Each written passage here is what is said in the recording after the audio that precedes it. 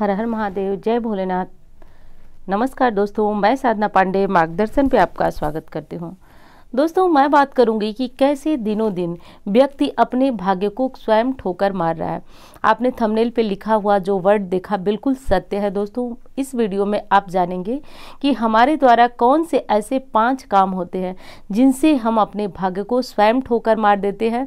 स्पष्ट शब्दों में कहिए तो स्वयं हम अपने भाग्य को खोटा कर रहे हैं, छोटा कर रहे हैं। आज इसी बारे में ये संपूर्ण वीडियो है। एक चीज़ बता दूं, यदि आप ये वीडियो पूर्णतया देख लेंगे तो जीवन में आने वाली बहुत सारी समस्याओं से आप बच सकते हैं। मैं ये बिल्कुल नहीं कहूँगी कि इसे देखने के बाद आप करोड़पति हो जाएंगे, लेकिन इतना ज़रूर कहूँगी कि जो बेकार की परेशानियाँ आपके जीवन में आती हैं वह आपके जीवन में नहीं आएंगी। इस बात का दावा है और मैं नहीं कर रही हूँ, इसको हमारे शास्त्र कहते हैं। और किस प्रकार कहते हैं ये सारी बातें आप इस वीडियो में जानेंगे। देखिए, सबसे पहली बात तो मैं ये कहूँगी कि आप चाहे किसी राशि के हों, कोई भी आप मतलब किसी भी देवता की पूजा करते हो, सर्वप्रथम आपको जो काम करना चाहिए अपने दिनचर्या में शामिल करना चाहिए। स्नान वगैरह के बाद जैसा कि आप पूजा करते होंगे तो सबसे पहले आपको सूर्यदेव को जल देना चाहिए। सूर्यदेव को जल देते हैं यदि आप, तो जीवन में किसी को कुंडली दिखाने की आवश्यकता आपको नहीं पड़ती है। सूर्यदेव को जल देने में आप सभी जानते हैं, जल देने की विधि मैं मेरे चैनल पे पड़ी हुई, यदि आप नहीं देखें तो आप देख लीजिए। सूर्य को जल देने की विधि मार्गदर्शन ऐसे सर्च करेंगे तो वीडियो बहुत सारी, यानी 2-3 तो है इस पे, तो वो आपके सामने खुल जाएगी पूर्ण विधि, उसमें आप जान जाएंगे। लेकिन मैं बात कर रही थी कि सूर्य को जल देना आवश्यक क्यों है। देखिए, बड़ा मैं बताई हूँ आपको पहले ही कि बहुत साधारण सी बातें हैं जो मैं आज आपको बताने जा रही हूँ, लेकिन इन बातों का जीवन में महत्व बहुत बड़ा है। तो कहा जाता है कि सूर्य जो है नैसर्गिक बलिग्रह है और यदि आपने इनको संतुष्ट कर लिया तो बहुत सारी परेशानियां आपकी स्वतः ही समाप्त हो जाती। देखिए, सबसे पहली बात तो ये होती है कि जब आप सूर्य को जल देते हैं तो आपका आत्मविश्वास बढ़ता है। आत्मविश्वास से दुनिया मतलब व्यक्ति जो है दुनिया पे विजय प्राप्त कर सकता है।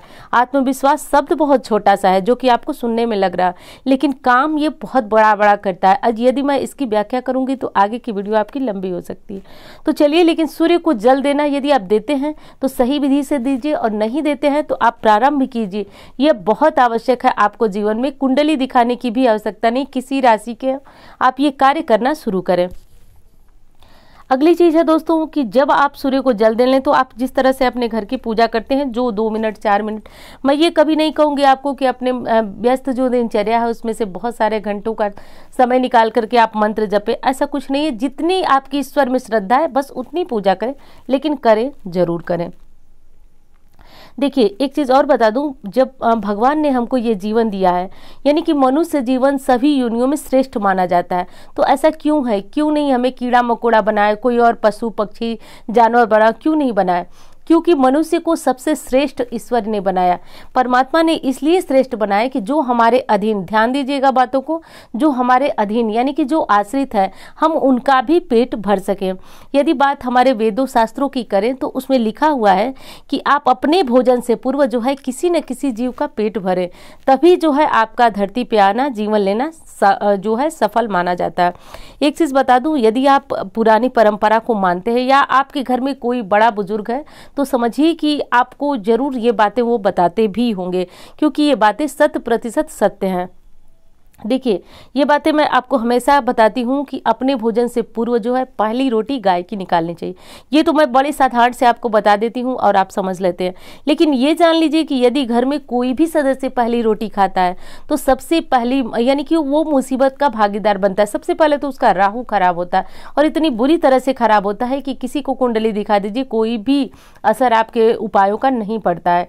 और देखिए, ये काम आपको, जैसे कि प्रश्न आते हैं कि बिना नहाए रोटी निकाल सकते हैं या नहीं, बिल्कुल निकाल सकते हैं। यदि आप बिना नहाए भोजन बनाती हैं तो निकाल सकती हैं, कोई समस्या नहीं। एक रोटी, लेकिन पहली रोटी आप घर के किसी सदस्य को न दें। अब आपके सामने ये भी समस्या हो सकती है कि आपके यहाँ गाय नहीं आती है, लेकिन आप गौशाला जा सकते हैं। आप एक रोटी बना लीजिए और रोटी को प्रतिदिन रखते जाइए, यानी कि रोटी को जैसे कि आप 2 दिन 4 दिन जब जाती हैं तो उन रोटियों को इकट्ठा करती जाए। अब आपके पास समस्या ये हो सकती है कि रोटियों को 2-3 दिन रखेंगे तो उसमें फफूंदी लग सकती है, तो उसका भी उपाय है। क्योंकि देखिए प्रतिदिन गाय किसी को नहीं मिल पाती है, जिसके यहाँ होगी उसी को मिल पाएगी। तो उसमें जब आपकी रोटी, प्रतिदिन की बात बता रही हूँ, कि जब रोटियां बन जाए आपकी, तो जो पहली रोटी है उसको थोड़ा सा कड़ा कर ले। जब कड़ा कर देंगे आप तो उसकी नमी निकल जाएगी, और इतना कड़ा ना करें कि गौ माता जो है खा ही ना पाए। और 2-3 दिन के बाद जब आप गौशाला जाएं तो आप इनको दे दें। वैसे प्रतिदिन यदि आप टहलने जाते हैं, परिवार का कोई सदस्य यदि टहलने जाता है, तो 1 रोटी ये नियम बनाइए। और इसमें ये मत आप सोचिए कि ऐसे करना है, वैसे बहुत सारे नियमों के चक्कर में आप मत पड़िए। बस इतना समझिए कि आपको अपने घर का पहला हिस्सा गौ माता के लिए देना है। अब ये उपाय मैं बता दूं कि आपको 2 दिन में फायदा करे या ना करे, 2 महीने में जरूर करेगा, इतना तय है। क्योंकि दोस्तों ये उपाय नहीं है, ये हमारा जो कहें कि ये कर्तव्य है, इसे हमें करना चाहिए। यदि हम इन कर्तव्यों का पालन नहीं करते तब मुसीबतों का भागीदार बनते हैं। देखिए बहुत सारी परेशानियां ऐसी हैं जो हम सोचे भी नहीं होते हैं, या आजकल जो मुसीबतें आ रही हैं वो हर व्यक्ति बहुत ज़्यादा पीड़ित है। क्यों पीड़ित है? क्योंकि हम अपने कार्य को भूलते जा रहे हैं। गौ माता में आप सभी जानते हैं 33 कोटि देवी देवताओं का वास होता है, और यदि आप एक रोटी निकालते हैं अपने घर की प्रतिदिन की, तो समझिए कि आपके घर में जो है बहुत सारे ग्रहों से होने वाले दुष्प्रभाव से भी बच सकते हैं आप। और बहुत सारी परेशानियां ऐसी हैं जिनको कि आपने सोचा, जैसे कि सबसे पहली बात तो यह है कि आजकल ज़्यादातर लोगों पे पितृदोष लगा हुआ है। परिवार में पितृदोष है। पितृदोष बहुत बड़ा दोष होता है जो कि समाप्त नहीं होता है। आप देखते हैं किसी को काल सर्प दोष है, किसी को कोई, मतलब बहुत सारी समस्याएं। तो रोटी देना आप प्रारंभ कीजिए, 1-2 महीने में आपको इसका असर जरूर देखने को मिलेगा। अगली चीज तो यह है कि आपके घर में अन्न का भंडार भरा रहता है। दोस्तों अन्न धन का बड़ा सीधा सा संपर्क है। जब भी आप देखेंगे ये दोनों शब्द साथ आते हैं, क्योंकि जिस व्यक्ति के घर में मां अन्नपूर्णा की कृपा है वो निश्चित रूप से प्रगति करेगा, घर में बरकत होती चली जाएगी।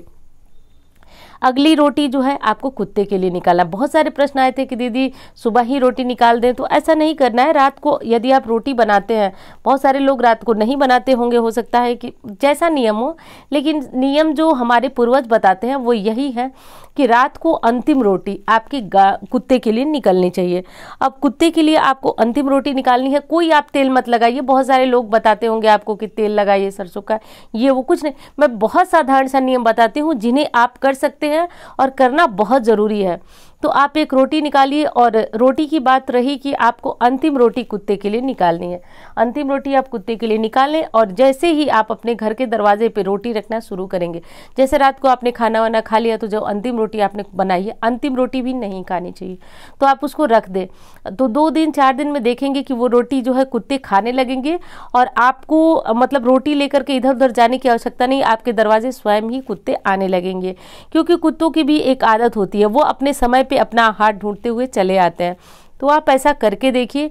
और कुत्ते में बता दूं तो जो शनि, राहु, केतु इत्यादि ग्रहों से आप परेशान रहते हैं, तो आपको इन सारे ग्रहों से जो है कि बिना किसी पूजा पाठ, बिना किसी उपाय के मात्र कुत्ते को रोटी देने से आपके ग्रह जो है सही होते हैं।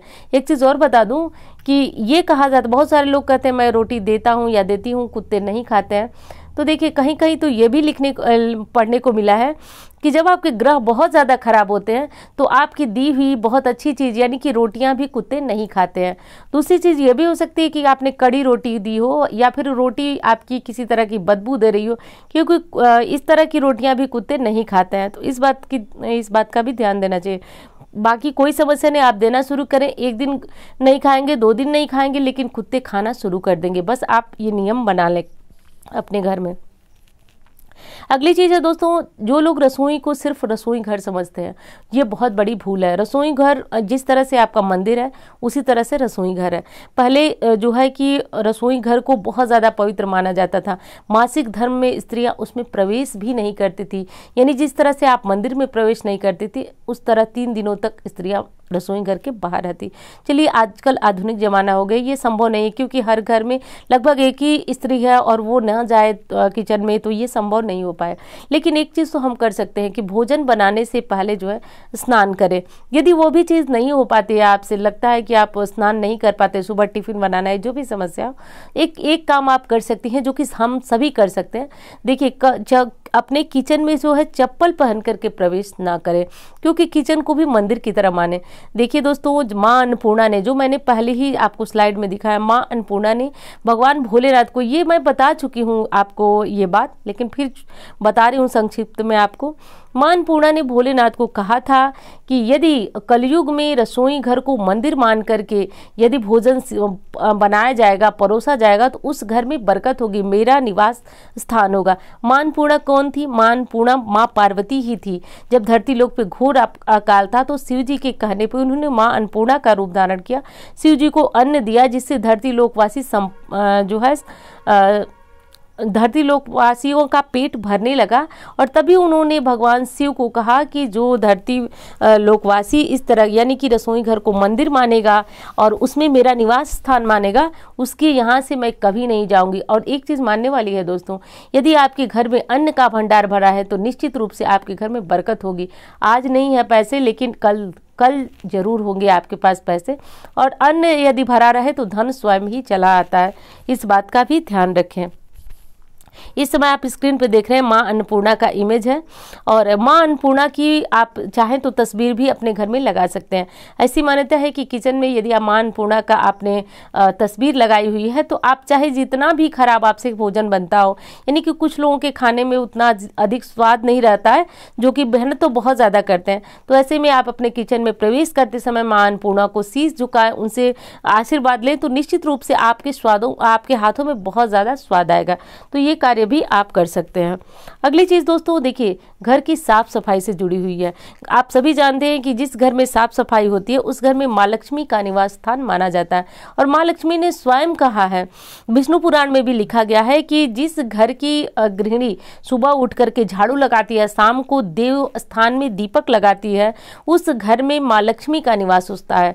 तो सुबह उठ करके और अन्य काम करने के पहले, यानी कि चाय कॉफी इत्यादि जो भी आप पिए, कोई समस्या नहीं है, आप पी सकते हैं, लेकिन सबसे पहले आप अपने घर की साफ सफाई करें। साफ सफाई का मतलब ये नहीं कि आप सुबह ही पूरी जितनी पोछा वगैरह सब लगा लें, क्योंकि सुबह के समय आप सिर्फ झाड़ू लगाएं। झाड़ू से सिर्फ झाड़ू नहीं लगाती हैं, आप नकारात्मकता को भी दूर करती हैं, इस बात का भी ध्यान रखें। तो साफ सफाई आप जरूर कर लें, कम से कम झाड़ू लगाकर कूड़े को बाहर फेंक दें, क्योंकि कूड़ा कचरा यानी कि जो आपके घर में इकट्ठा हुआ है वो एक तरह से नकारात्मकता है। और यदि आपने इसको इकट्ठा किया घर में, कभी आपके घर में 12 बजे दिन में झाड़ू लगता है, कभी शाम को लगता है, कभी सुबह, यानी यदि आपने ये नियम नहीं बनाया तो भी आप स्वयं अपने भाग्य को छोटा कर रहे हैं, क्योंकि ये बातें बहुत छोटी है। हो सकता है आपने कई बार सुनी हो और आपको ये बातें बहुत छोटी, लेकिन वास्तविकता ये है कि ये बातें जीवन बदलती हैं। और जिस परिवार में, जिस घर में इन बातों का पालन होता है उस घर में कभी लक्ष्मी की कमी नहीं होती है, अनायास परेशानी उस घर में नहीं आती है। आजकल सबसे बड़ी परेशानी है बच्चों का विवाह नहीं हो रहा है। ऐसा क्यों हो रहा है? देखिए, कहीं ना कहीं पितृदोष है, आपके पितृ जो है अतृप्त है। तो उसके लिए ही मैंने बताया कि गाय और कुत्ते को रोटी देना प्रारंभ कीजिए, आपके पितृ जो है वह स्वयं ही संतुष्ट होना प्रारंभ हो जाएंगे। और दूसरी चीज़ की मैं बताती रहती हूँ हमेशा, अमावस्या के उपाय, वो उपाय भी करके आप इन सारी परेशानियों से बिना किसी बड़ी पूजा पाठ अनुष्ठान के आप मुक्त हो सकते हैं। अगली चीज़ बता दूं कि आपको एक काम और करना है, जो कि काम तो बहुत आसान है, लेकिन होता भी होगा मुझे पता है बहुत सारे घरों में, लेकिन नहीं होता है तो आप कल से ये नियम बनाएं, परिवर्तन आपको देखने को मिलेगा। देखिए दोस्तों, सुबह की शुरुआत जो है कोई साधारण शुरुआत नहीं होती है, और जो व्यक्ति ये मान करके अपने सुबह की शुरुआत करता है कि आज का दिन भगवान का दिया हुआ दिन है और मैं आज के दिन को निश्चित रूप से, चाहे परिस्थितियां कोई भी आए, मैं अच्छा करूंगा या करूंगी, तो निश्चित रूप से आप इस दिन को अच्छा कर लेते हैं। अब करना आपको यह है कि जैसे आप अपने काम करते हैं, देखिए मैं कोई ऐसा उपाय बिल्कुल नहीं बताती हूँ जिसमें आपका बहुत सारा समय लगे और बहुत सारे आपके पैसे लगे, इस तरह के उपाय नहीं बताती हूँ। मैं बड़े साधारण ब्रह्मांड से उपाय बताती हूँ, लेकिन ये भी दावा करती हूँ कि 100% ये उपाय भाग्य बदलने वाले होते हैं। कोई साधारण उपाय नहीं होते और इससे भी बड़ी बात कि ये सारे उपाय परीक्षित होते हैं।